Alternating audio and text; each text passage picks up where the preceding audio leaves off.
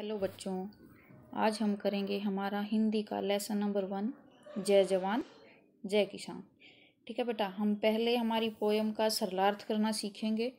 ठीक है, फर्स्ट है हमारा मरे जो देश के लिए प्रणाम उस जवान को, जिए जो देश के लिए प्रणाम उस किसान को। जय जवान जय किसान। ठीक है, पहली बात तो हमें पता होना चाहिए कि सरलार्थ होता क्या है।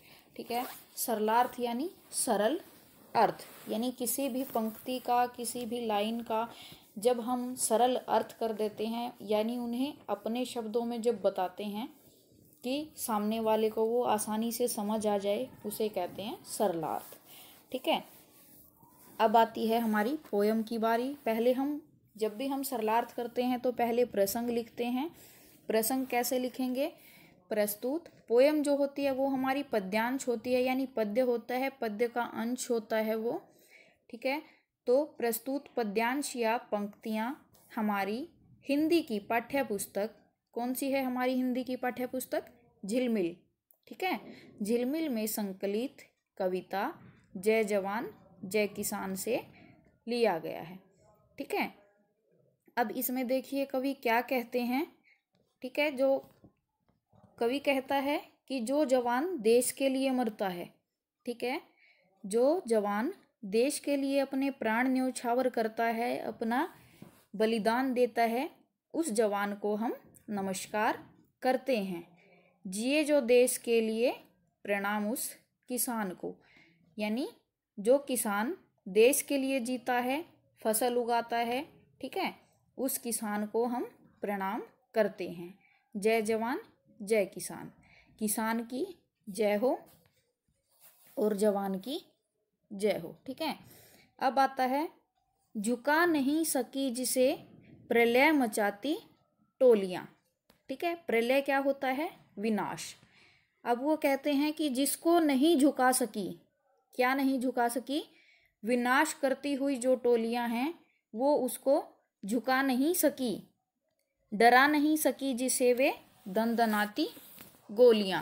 ठीक है, दनदनाती गोलियां क्या होती हैं कि जब हमारे जो जवान हैं बॉर्डर पर जब लड़ते हैं तो गोलियां चलती हैं आपस में।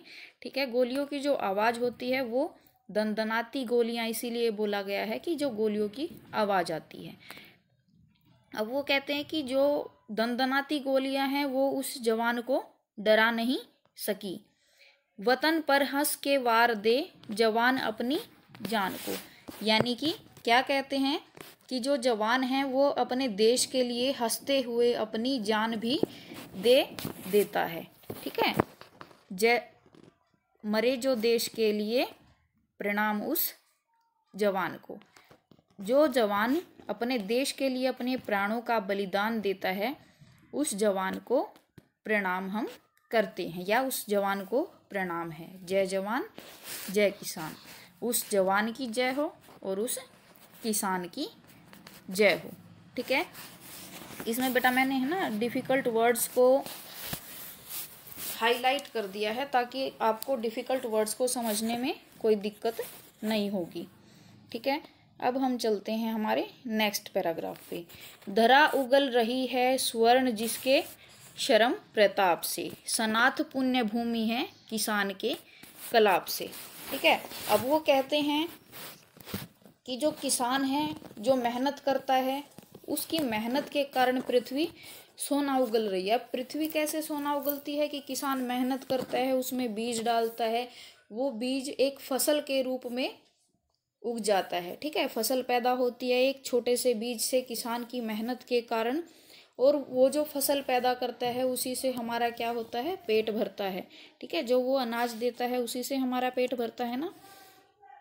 सनाथ पुण्य भूमि है किसान के कलाप से। ठीक है, अब वो क्या कहता है कि उसी के प्रताप से क्या होता है कि वो उसका स्वामी है, उसका जो पसीना है वो क्या बनता है? वो अपना पसीना बहाकर धरती माँ को अपना क्या समर्पित करता है? रक्त। ठीक है, भुला सकेगा कौन भला मौन रक्त दान को। अब वो कहते हैं कि जो किसान ने मेहनत की है, जो उनका रक्त बहाया है उन्होंने, उस रक्तदान को कौन भुला सकता है। अब उसने मेहनत की, पसीना बहाया, ठीक है, कड़ी धूप में भी काम करता है किसान, तो उसी को वो कहते हैं कि जिसने अपना मौन रक्तदान दिया है उसको कैसे भुला सकते हैं। जिए जो देश के लिए, प्रणाम उस किसान को। कि जो किसान अपने देश के लिए जीता है और मेहनत करता है, उस किसान को कौन भुला सकता है। पराक्रमी जवान मातृभूमि की शान बान है, परिश्रमी किसान से ये देश भाग्यवान है। अब वो क्या कहते हैं कि जो बहादुर जवान हैं, पराक्रमी जवान हैं, वो हमारी मातृभूमि की शान है, ठीक है, उसी से हमारे जो देश की शोभा है। परिश्रमी किसान से ये देश भाग्यवान है, कि जो मेहनत करने वाले किसान हैं, परिश्रमी किसान हैं, उन्हीं के कारण हमारा देश क्या है, भाग्यवान है। क्योंकि उन्हीं के मेहनत के कारण हमारा देश कैसा लगता है, हरा भरा रहता है, सभी को भोजन मिलता है उन्हीं के कारण। अगर भोजन नहीं मिलेगा तो क्या हम जीवित रह पाएंगे, नहीं ना।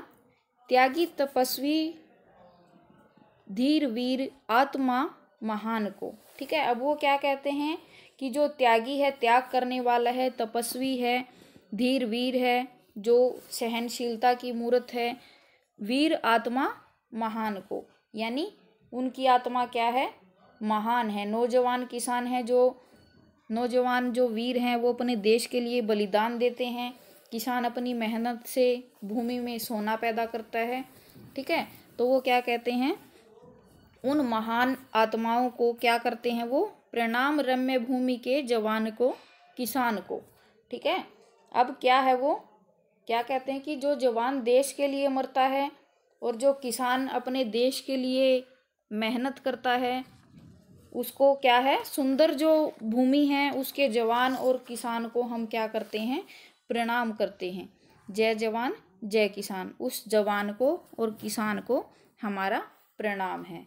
मरे जो देश के लिए, प्रणाम उस जवान को, जिए जो देश के लिए, प्रणाम उस किसान को। जय जवान जय किसान, ठीक है। फिर वो कहते हैं कि जो जवान देश के लिए मरता है, यानी हमारे देश की रक्षा करने के लिए जो सैनिक अपना बलिदान देते हैं, उसी के बारे में यहाँ बात हो रही है कि उन जवानों को प्रणाम है। और दूसरी तरफ जो किसान है वो मेहनत करता है और हमारे लिए फसलें उगाता है, भोजन हमारा उसी से बनता है, ठीक है। तो उस किसान को प्रणाम करते हैं।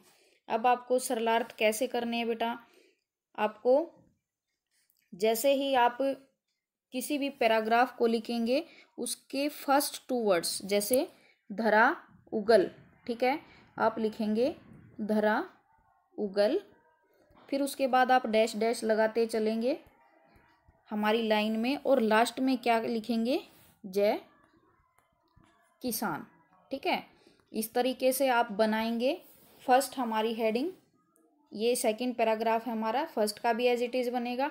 उसके बाद आपको क्या करना है, जब आप ये लाइन लिख लेंगे उसके बाद आपको बनाना है प्रसंग, ठीक है।